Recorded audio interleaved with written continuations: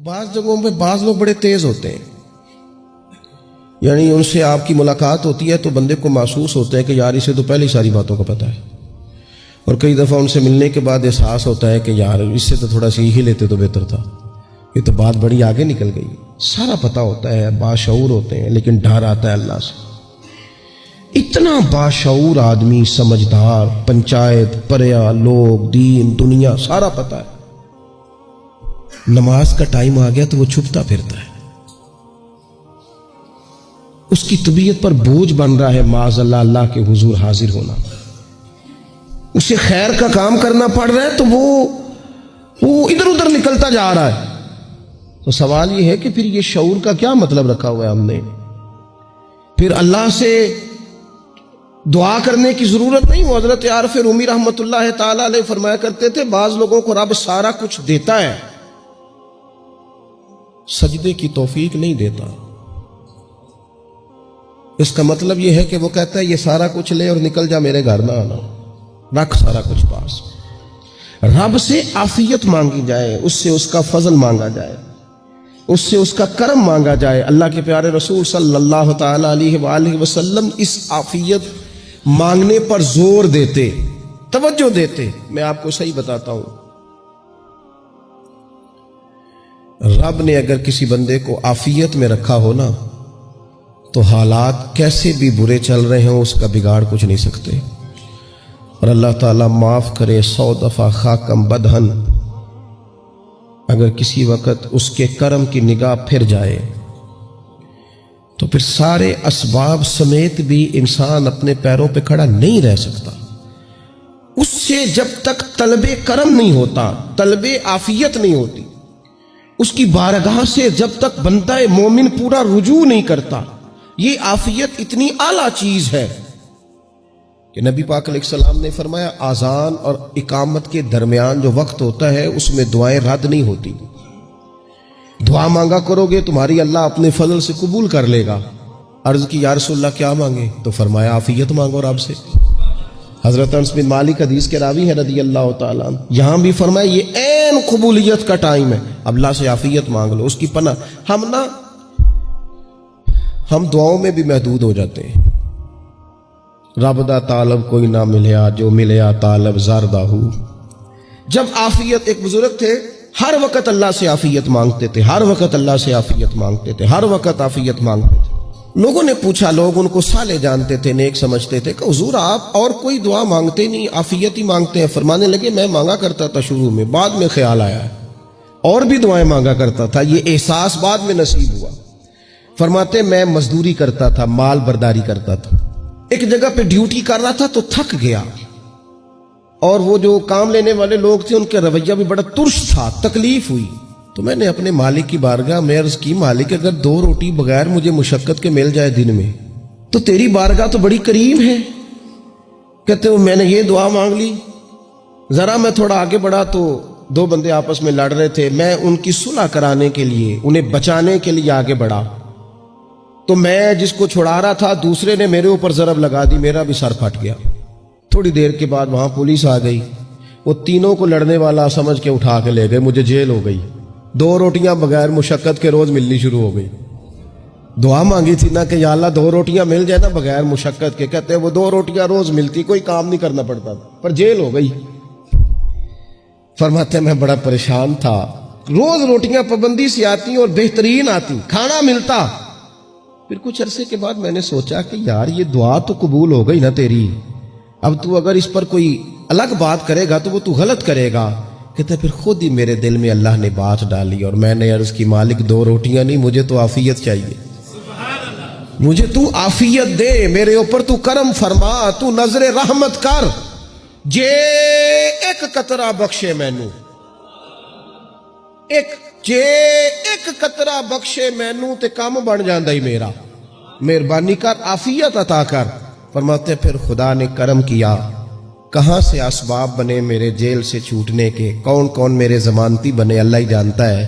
فرماتے ہیں دروازے بھی کھل گئے، رزق بھی ملتا ہے، صحت بھی میسر ہے، سجدہ بھی کر لیتا ہوں، سویرے تلاوت بھی کرتا ہوں، شام کو مدینے والے کی بارگاہ میں رج کے درود و سلام بھی عرض کرتا ہوں۔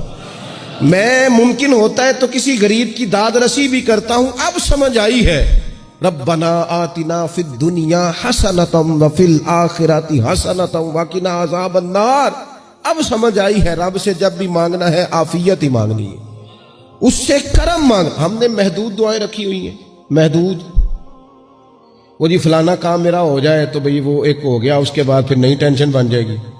نہیں, میں جی بچوں کی شادی کر لوں جی پھر میں فارغ ہوں. آپ شادی کر کے دیکھیں, لاگے پتہ جائے گا کیسے فارغ ہوتے ہیں.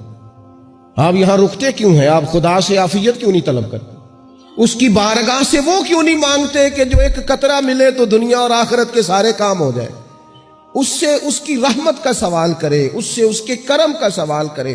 اللہ کی بارگاہ میں بھی حاضر ہونا اور جچی تلی اور جناب ناپ تول کر اور محدود چیزوں کا سوال کرنا, مالک سے مانگے. اور وہ جب دیتا ہے تو دیتا بھی بے حساب ہی ہے. وہ جب عطا کرتا ہے تو کرم کے دروازے کھول کے عطا کرتا ہے, ورنہ تو ایک الجھن سے انسان نکلتا ہے دوسری میں الجھ جاتا ہے. ایک گتھی کو سلجھاتا ہے. پھر اقبال رو پڑے تھے, کہنے لگے میں عقل کی گتھیاں سلجھا چکا ہوں, یا رب مجھے صاحب جنوں کر دے. اللہ یہ بڑا میں نے ہیر پھیر دیکھ لیا, مجھے دیوانہ بنا. اب مجھے جنون ہو, اب میں کسی کے لیے رویا کروں, اب میں کسی کی یاد میں تڑپا کروں, اب میں رات کسی کے لیے میری آنکھیں بیدار رہیں. یہ بڑی ہو گئی دنیا داری. عقل کی گتھی حالانکہ نہیں سلجھتی, اور اقبال کہتے ہیں عقل کی گتھیاں سلجھا چکا ہوں, یا رب مجھے صاحب جنوں کر دے. اور پھر کہنے لگے بجھی عشق کی آگ اندھیر ہے. اب یہ مسلمان نہیں, یہ خاک کا ڈھیر ہے, تو مٹی بن کے رہ گیا. کیا کہاں اپنی ساری توجہات کا قبلہ کس چیز کو؟ میرے عزیزو, اللہ سے عافیت. نبی پاک علیہ الصلوۃ والسلام نے ایک شخص سے پوچھا کیا دعا مانگ رہے ہو؟ تو اس نے کہا یا رسول اللہ میں اللہ کی بارگاہ میں صبر کا سوال کر رہا ہوں. تو حضور فرمانے لگے صبر تو مصیبت پر ہوتا ہے. یا رسول اللہ پھر کیا مانگوں؟ آپ ان جملوں اور لفظوں کی گہرائی کو سمجھیں. صبر کے لیے تو پہلے مصیبت آئے گی, پھر صبر آئے گا. تو یا رسول اللہ کیا مانگوں؟ فرمایا تو رب سے عافیت مانگ. مانا کیا ہے؟ مصیبت آئے کیوں؟ اللہ تجھے اپنی حفاظت کے حصار میں لے لے.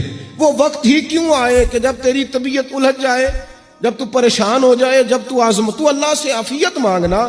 جب تو عافیت مانگے گا تو اگر کبھی مشکل آئے گی بھی نا, تو خدا پھر اپنے فضل سے مشکل سے نکلنے میں رستہ بھی بڑی جلدی عطا فرمائے گا اور تیرے اوپر فضل فرمائے گا. اگر عافیت.